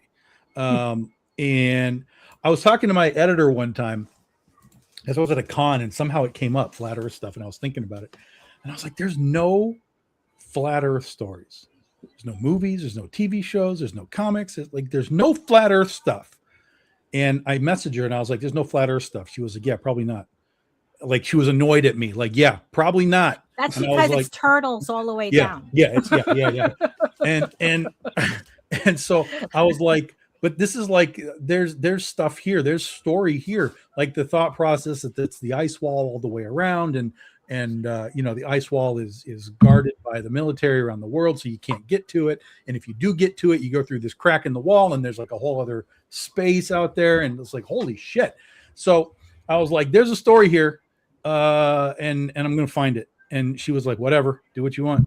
And so I started to think about it, and I was like, well, how can I put like how can I Tetris this together? And I started to think about other things that were talked about with the Earth, and I was like, oh yeah, it's like global warming and shit. What if global warming? What if somebody found the ice wall? What if somebody realized that when they got there that the ice wall was actually melting, and that's the problem with global warming? It's not so much that we're going to raise the sea levels, is that the wall is going to melt and we're all going to fly off into space. I was like, I just found something fucking awesome. And when I got home from that con, I started to take some notes down and just to remind myself. And I started looking around online, talking about the ice wall and stuff. And goddamned if I didn't find that exact thing. It already exists. It's already out there. It's already in the world as like, no, global warming is going to melt the ice wall and we're all going to spin off into space. I was like, oh no, the elephants holding up everything are going to catch us. Well, you hope. Did you find anything about? Because I just recently read that the CEO of Columbia, which is the outdoor apparel company. Right, that he actually trolled flat earthers, saying that he would that anybody who could discover, like, find the ice wall, the edge, and you know, that he would hand over his company to them. And you know, and what's funny was that he turned all the replies into an advertising campaign because everyone wants to say that flat Earth is real, but nobody actually wants to go out and explore it. Because he was saying, it's like, look, I'm only encouraging you guys to go outside, to go find this ice wall. Go outside, literally, go outside. Right, yeah. And while you're at it, while you're searching for the ice wall, all I want is proof of this ice wall. Just make sure you're wearing Columbia clothing while you're doing it. Product placement. Genius. Exactly. While you're at it, you should have a root beer and some hot sauce. And some dead chips. Go. Marketing and advertising. Right. Mm-hmm. Product placement. Yeah. All right, cool. Well, Marvin, we can talk. So, you know, the next time I do an Oswald issue, I might be able to get, you know, some hot sauce in there. Right. Maybe some coffee. All right. So, you know, it's funny. Like, all the time we talk about pencilers, we talk about inkers. Well, not so much inkers sometimes on occasion, but mostly we talk about pencilers, lead pencilers. So I got a question for everybody. Who is your favorite colorist in comics? It doesn't have to be just Indy. It could be I got in big trouble one time telling inkers that they were about to be replaced by everything else in the world. They didn't like that. Did you remind them they were just tracers? Yeah. I'll do that next time. Frank, you're up. Yeah, sure. Do I have to pick one? I mean, this is my space. I'm a colorist myself, but if I had to pick one, it'd be I've been really fond of Michelle Rosenberg. She's been doing a lot of stuff with Moon Knight, and she's done a whole bunch of other stuff as well. But she's just fantastic. I really dig her style. Okay, cool. Marvin, what are your thoughts? Oh, of course, I'm going to have to go with Luis Antonio Delgado from Ninja Turtles, and just a coincidence that he does the Edge also. Just a coincidence. Just a coincidence. Just a coincidence. The quinky ding. You know how I do. Okay. Fair enough. Mark, what are your thoughts? I'm gonna go with. This might also be a Quinky Dink, but my artist Melissa Caprione does amazing colors and has always done amazing colors, and done some great colors for other people's work as well. I'm trying to look up who did the colors in Helen of Winterhorn. Does Evalie do all her own colors too? I think she might. So that book, Helen of Winterhorn, that coloring was fantastic. So Cool. Tom, what are your thoughts? I mean, it's an immediate answer for me. I mean, there's great colorists sort of in the history of comics, and people are doing great stuff now. But Nia Rufino is my go-to for so much. She started as a colorist for us back in the day. She's been with us since the beginning of Big Dog Inc. She started as a colorist. She's worked for DC and Marvel, and she used to color all of J. Scott Campbell's stuff. And we got to start to work with her on colors for stuff that we did. But then when we started Legend of Oz 15 years ago, we gave her the opportunity to become a cover artist as well. Like, hey, you want to do all of our B covers for retail? And she's been doing that ever since. And this is the most recent thing that she did. And she does the art, she does the colors, she does the whole thing. She's been doing colors for interiors for us as well, here and there, and fill in pages and stuff. She can do basically everything, and that's why we inducted her into the Big Dog Inc. Hall of Fame a couple of weeks ago when we were out at the Legend of Oz, well, the Oztravaganza show where we were celebrating Oz. We had her with us for the first time, so we inducted her into the BDI Hall of Fame. She's been with us since year one at doing colors and stuff. So it's Nia. Cool. Daphne? I literally can't answer this question because I haven't, like, whenever I see coloring, it's always in the context of the work that they're doing, and it's like, okay, well, that coloring looks good there, but like, I don't think I've ever seen a colorist that it's like, ooh, you know, it's like, oh, they're on a book, or this, like I haven't seen a colorist enough that I could recognize names. Honestly, I think most comic book coloring is very similar. It like melds a lot together. So usually, like, if I see coloring that stands out, it's because it looks good on their own stuff. But yeah, I have no opinion on this. Yeah. All right. Okay. Yeah. That's definitely a demerit there. But anyway. Yeah. No, but for myself, it's one of my old school favorites is Lynn Varley. yeah, You know, I was going especially to on say. Frank Miller. You know, when you see her stuff, I mean, I've always liked Frank's stuff, but I don't think it's ever popped as much until Lynn really got to it. You know, and I think like she's like really an excellent colorist. So. Well, and that apartment somewhere in Manhattan where Frank and Lynn and the other guy, the inker, or Klaus Johnson lived with them. All those people lived together, and they must have done just some amazing stuff that they just, you know, did on grocery lists and stuff. Yeah, because I mean, for me, it's damn. Which book is that? There's it's one of the Daredevil books. I mean, and it's one Frank illustrated, and it's one that she. I mean, it just looks incredible. There's stuff that's in there is just crazy looking, and it's just like, wow, that's yeah. So Lynn Varley for me. All right, Daphs, you're up. Okay, so when you account for like all this, the writing that all the writing that you've done, whether it's, you know, published, not published, because I'm sure like as writers we have work that we've written but just are in a corner somewhere because we just don't know what to do with it. But like accounting for all the writing that we do, what is your favorite reoccurring theme or subtext or just theme in general that you keep finding yourself returning to no matter what you write? Why are they your favorites, and why are they your favorites to explore in your writing? All right, cool. Marvin, you're up. Oh man, that's a good question. I think a lot of themes that I always return to is the price of power and the inability of people who have power to wield it properly. Because it seems to be something that always seems to be something that's always in the back of our heads and something that's always in front of our faces.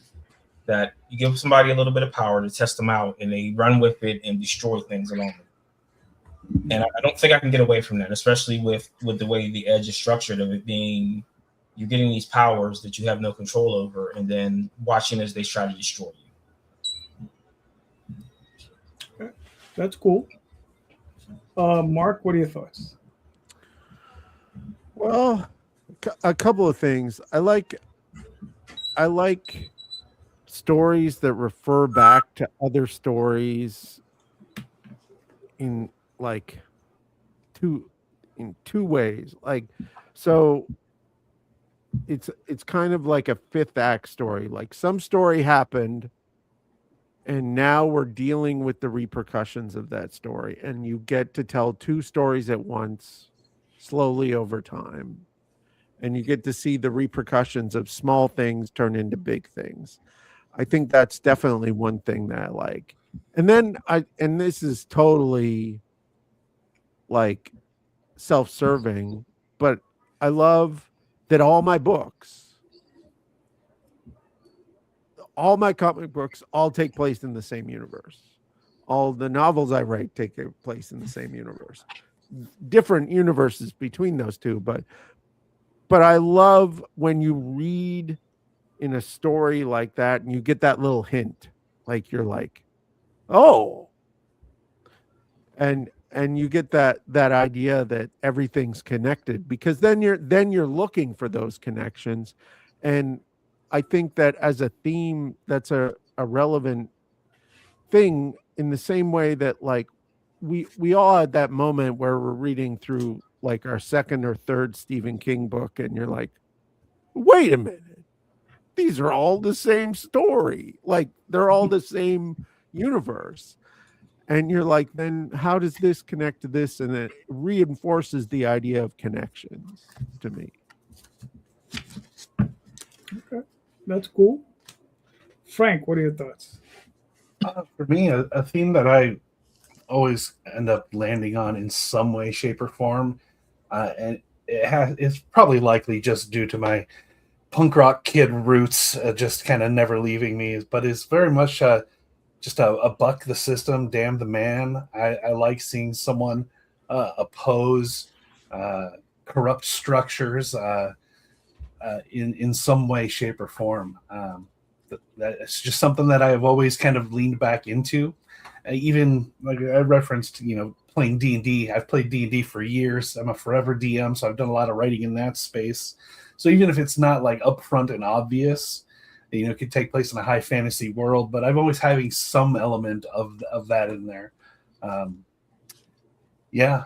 All right. Cool. Tom? I don't understand themes. I get it when people talk about it, but I don't write with any sort of consciousness about anything you guys just talked about. Now, when I can look back and I can read my stuff and be like, oh, this is about friendship, and this is about this, and this is about this, and so on. But it was never written like consciously, I'm going to write about this thing, this idea. It's always just, what is the story? What does the story require to be good? What does the story require for the characters to interact properly? What does the story require to have, drama or whatever? But I don't really have, I don't consciously have written themes into my work. So anybody that finds something, you're finding something that was just organically sort of put into the story, versus like, this is where I'm going to talk about X, Y, and Z. Let me clarify that. Yeah.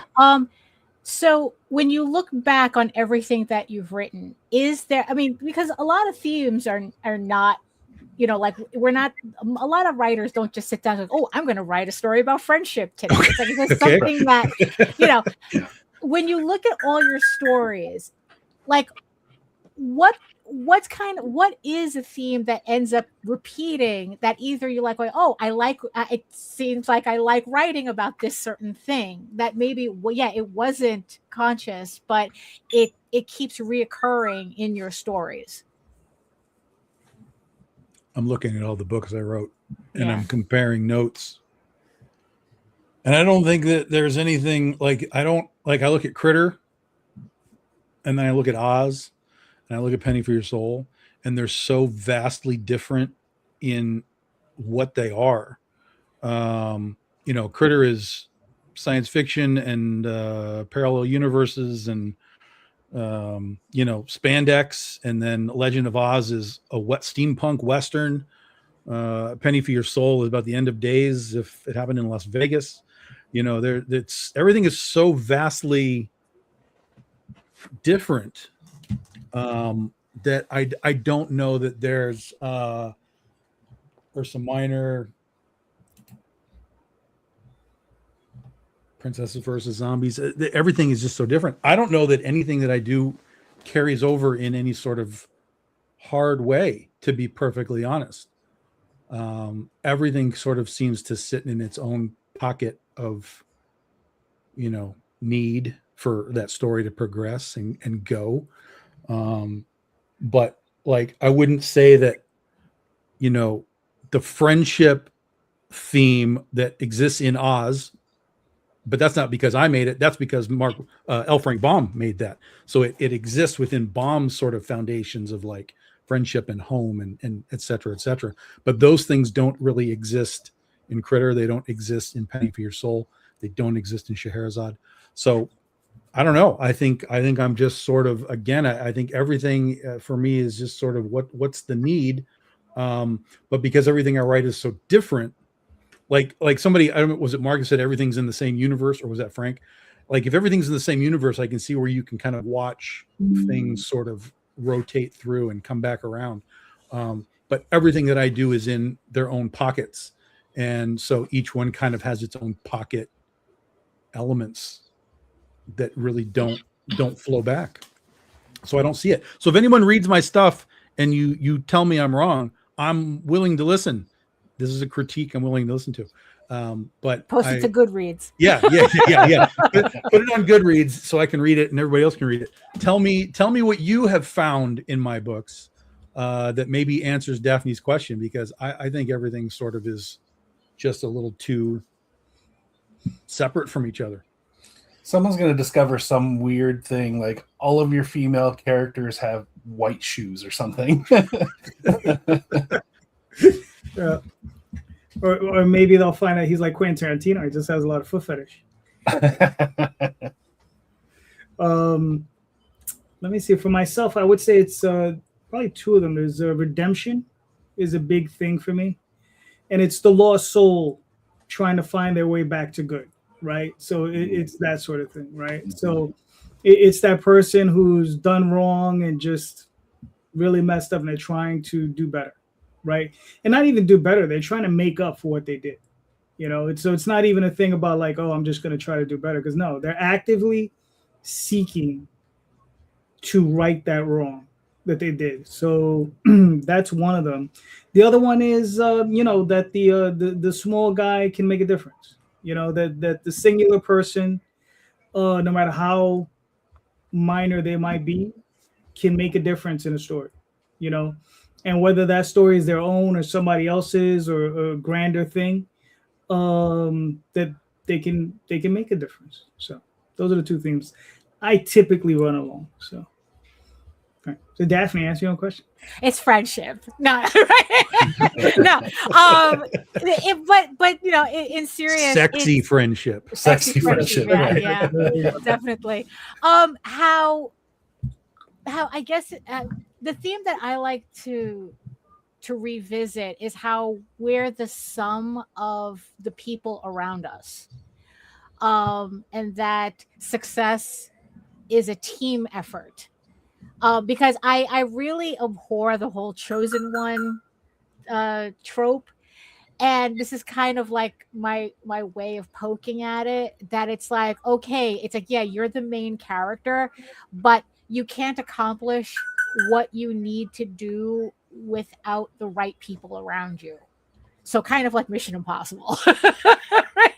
or Ocean's 11, I guess.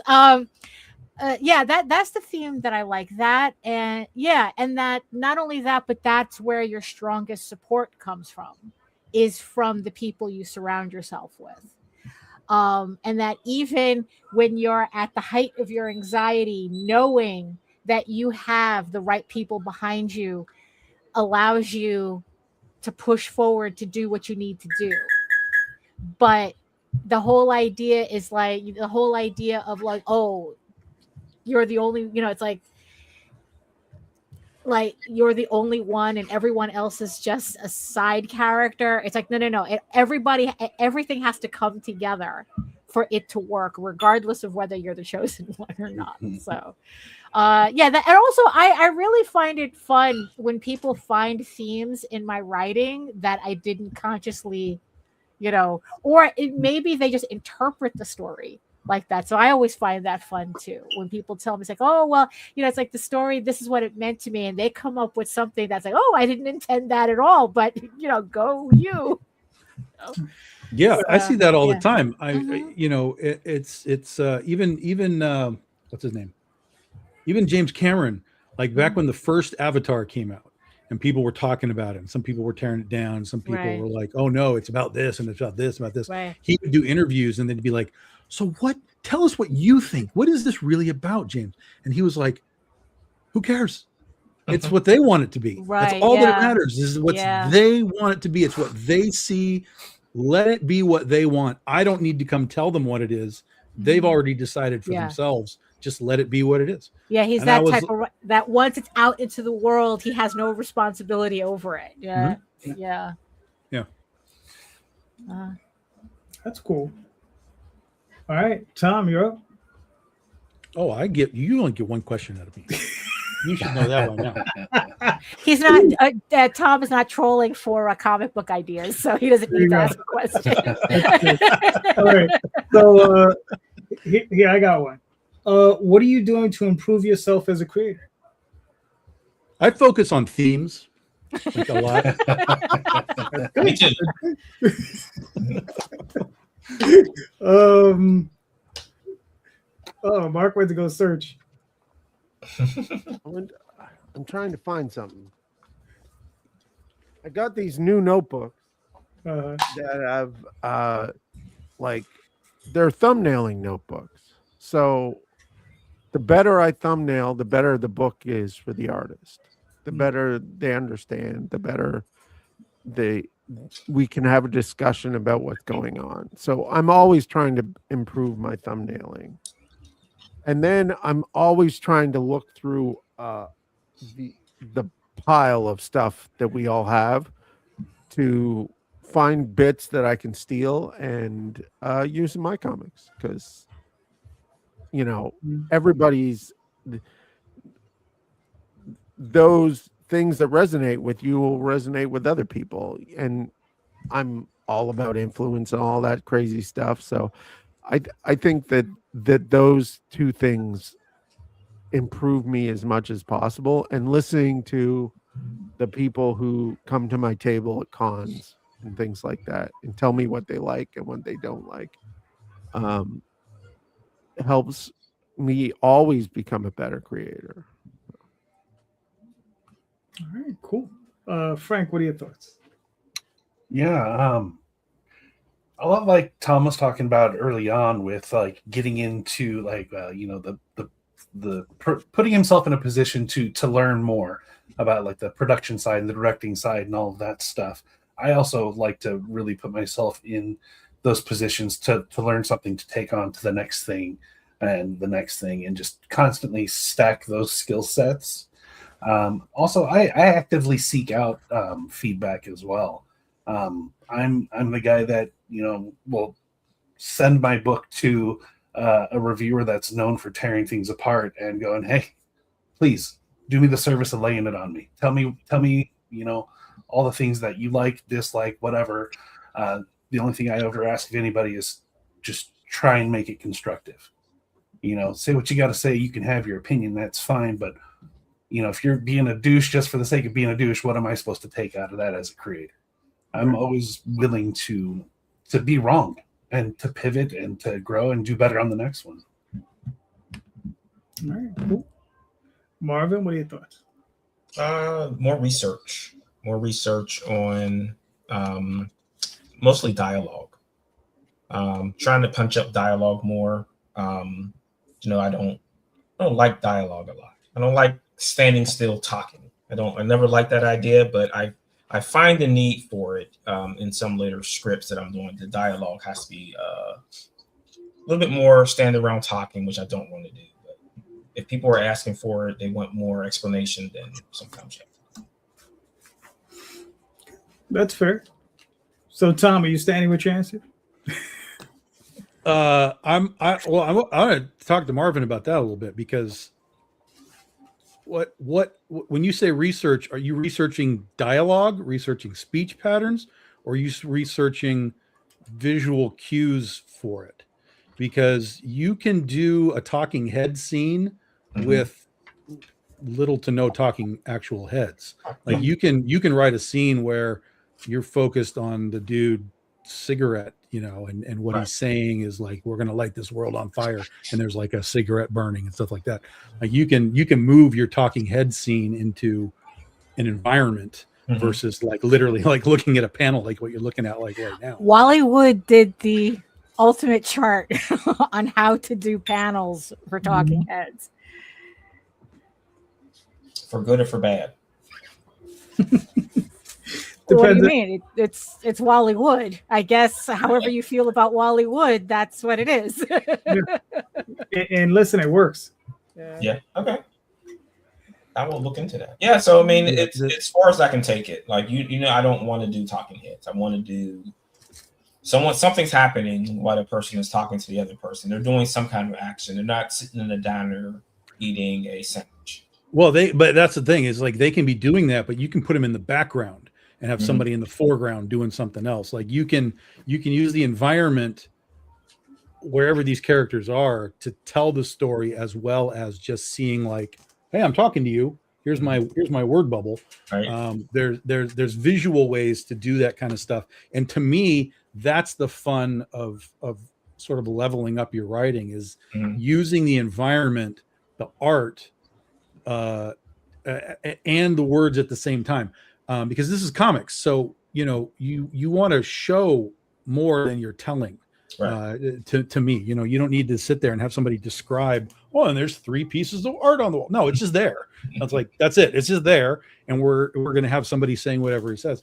So the opposite of what they did in the late 60s and early 70s, where they had to describe everything. Where they described every goddamn, my finger, and I opened my hand completely to no, just show me that you're grabbing the dudes in the face and tearing it off. I saw one recently with Spider-Man, and it was an old panel, and it had a dialogue box, and it said, as Peter Parker listens to what's on the radio while there's words coming out of the radio. I'm like, yeah, exactly. Describe what the radio's doing. Yes. You already see it. Yeah. Well, the thing is, though, you don't want to confuse stylistic inflections as, it's like, this is the way, it's, you gotta, like, I guess in this particular case,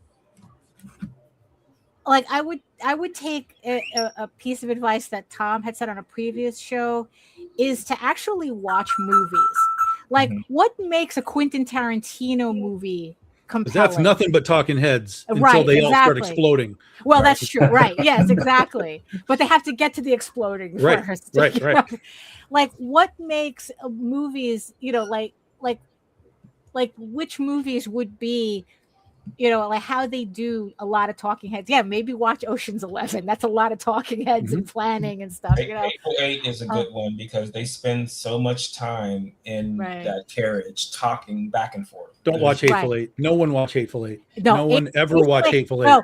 No. Hateful Eight, when Netflix did the special edition, my God. they broke it up into 45-minute increments. No. I loved that movie. I really didn't like it in the theater watching it straight, but watching it You needed it as a series as yeah, opposed I to a needed movie. it as episodes, and I love that movie now because of that. Look, it's all presentation, right? It's all about presentation. Don't watch Hateful Eight. No one watches Watch it. it. Don't watch Hateful Eight. Just an For example. Marvin, he needs to watch Hateful Eight. Because Hateful Eight is a wild lot of amounts dialogue. of talking heads, like Yes, wild, exactly. and then at the end they all explode. So Yes, that's it. So yeah, so I always have loved dialogue. I've loved trying to blend the dialogue with what's happening in unique ways. And the idea of transitions, like using visuals and words to like transition from like the page turn, like wherever you end on this panel, and then you're turning the page into a new panel, like some kind of a transition, assuming you're in a new scene, some sort of a transition to like take me from the bar, out to the parking lot and whatever. And I like using words to kind of move my reader through the space.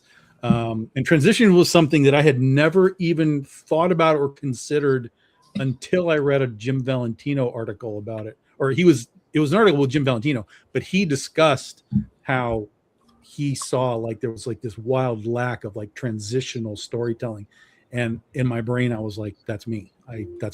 So I have to fix that. Thank you, Jim. I appreciate that. So that's what I try and do is I try and really kind of punch up the value of what someone's reading to make sure it's really integrated with the visual. So I'm not telling them, meanwhile, in the parking lot with the 3 cars, Spider-Man jumps in. Like, no, we can eliminate all of that heavy duty captioning and stuff and just, have a smoother organic storytelling. Well, and the best that comics is when you're doing more than one story at once, when the visuals are one story, the words are a different story, if possible. And if you can get captions or sound effects to tell a slightly different story, the best books are, for me, are those ones where, like, there is so much good stuff in Alan Moore's Swamp Thing in the late 80s that is Swamp Thing and Abigail standing around in a swamp. But it's story, it moves on, it reacts to what's going on. And I think that those transitions that Tom talked about are super important, especially that page turn is a thing that isn't in any other media that we have, and we should be exploiting that as much as possible, because that page turn to the big reveal is such a great thing. And when I lay my books out on my table to have people come up to them at con.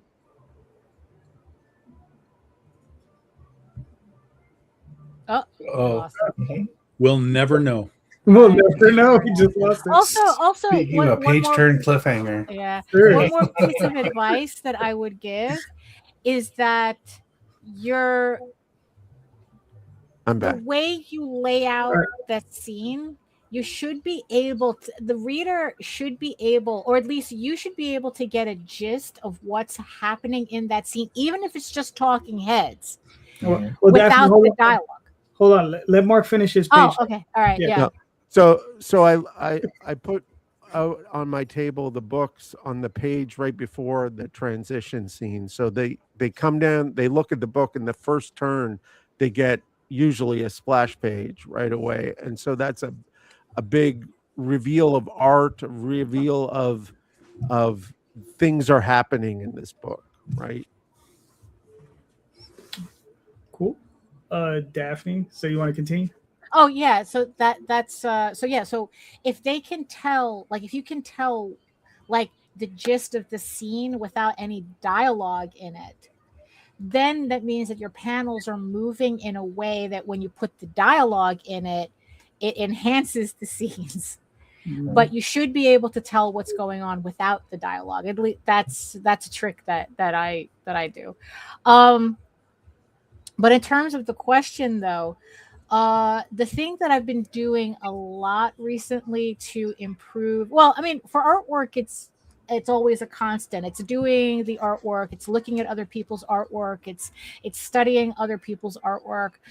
But the thing that I've been trying to especially improve is my writing. And what I've been doing is just reading a lot. And and especially like these last couple of books that I've read, which were horror novels, it just shows me like a lot of interesting ways to tell a story, that it's getting to the point where I can kind of like begin to see what makes good writing and what makes bad writing, or at least not effective writing.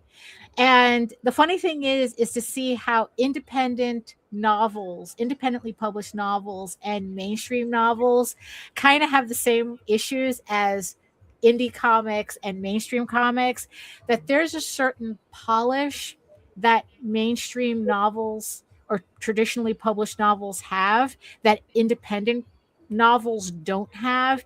And it's kind of interesting to see, to really recognize like what that looks like. And it's just trying to like figure out how to implement that in my own writing. Like, yeah, and it's just kind of funny to see like, oh, we're really not as two different like industries as indie comics and publishing, how traditional publishing, like how we kind of suffer from the same things. So so I've just been reading a lot. But it's interesting to kind of to see those differences. All right, cool. For myself, there's a couple of things I've been doing very similar to Daphne. I've been trying to read more widely, right? Trying to get out of stuff that I normally like. In the last year, so I've read a couple of history books. I'm going to hit a philosophy book soon. I'm going to hit a book on marketing real soon. So that should be interesting. Aside from also reading all the other stuff that I enjoy reading, which is science fiction and fantasy. I've read, I don't traditionally read horror, but I've read some. But yeah, I mean, it's that sort of thing. And then the other thing is, and I discussed this, I think on last week's show, is like, I like as an exercise to sometimes read another person's work, right? Someone we might know, like, Mary Shelley, pick someone. I mean, it could be anybody. And try to write something in that style, so I try to mimic that style. Not what they've written, but just in that style and that voice. That's the sort of thing I try to do. And it can be a little tricky. It could be very tricky when you're trying to do that sort of thing and not come off as like just aping them entirely. So that's the tough part. And it's mostly just like as an exercise. And then usually when I do it, like sometimes I've done it in Oswald and I'll strip it out afterwards. Like I'll keep the story structure, but I'll just strip out that stuff. And I'll just like, okay, well, that wasn't meant for that, but now I'll just move that to the side. So so sometimes I'll do things like that. So that's what I've been doing. But everyone, we've made it to the 2-hour mark. Thank you so much. It's been awesome. And let's start with Mark. Mark, where can we find you? Frank, where can we find you and your work, sir? Yeah, absolutely. Pigmacast.com, that has everything that I have going on. Aside from comic books, I have my fingers into a bunch of other things. That's all there as well. Also, Kickstarter, Search for Hellstones, that's launching July 1st. All right, cool. Mark, where can we find you and your work, sir? You can find all my stuff at plaguedoctorpress.com, as well as the Kickstarter for Spirit number 4, Mothman Needs Us. Cool. Marvin. TheEdgeComic.com, comicsbird.com. All the socials are there. And right now on Kickstarter for the next 32 days with Volume 3, God's Thunder. All right, cool. Tom. BigDogInc.com. Get your books. We're fulfilling a whole bunch of Oz stuff over the next couple of weeks, and then that'll be done. And then I'll be off to San Diego Comic-Con. I'll be at the Antarctic Press booth for the bulk of the time I'm there. And I'm going to be at the Dren Publications booth doing a signing for them as well. And then we'll be back with the next Oz segment in August. Very good. Daphne. Oh, you can head on over to my main site at egoworks.com, EGOWORKS, where you can read Eagle Raven, Heir of the First Unicorn, for free. But if you prefer your fantasy to be more of a furry Lord of the Rings adventure, you can follow the link over to Tall Tales, TAILSonline.com, and read my archive of over 1,000 pages there. That'll keep you busy. And remember that Eagle Raven Volume 3 is on a Kickstarter right now. The link is in the chat and the show notes. All right, cool. You can find me on Facebook, Instagram, Twitter, all those different places. Next Sunday back here, with various guests, Tom and a few other people. That'll be cool. There you go. Dren Publications, Mr. Burks. That's the book I wrote for them. There you go. And just remember, everybody, please check out the show notes, because in the show notes are the links to all of these creators' works. And believe me when I say these creators are all impassioned creators, they're all doing great work. So please click on those links, buy those books. These creators deserve and need your support. All right. So go check them out and, go buy some coffee and some hot sauce, because, Marvin loves that stuff. Right, Marvin? And leave a review on Goodreads. There you go. So just remember, everybody, read more, About our especially ours. Have a good night. Thank you. Ciao. Ciao.